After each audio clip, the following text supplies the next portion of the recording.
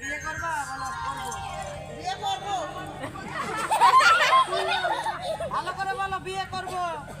ভালো করে বলো, বিয়ে করবো। বিয়ে করবো। শোনো শোনো,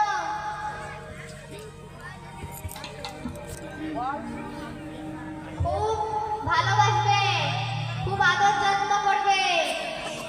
তারপরে পাহাড় বলবো।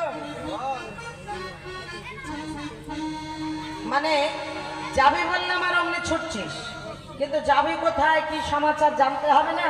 নিশ্চয়।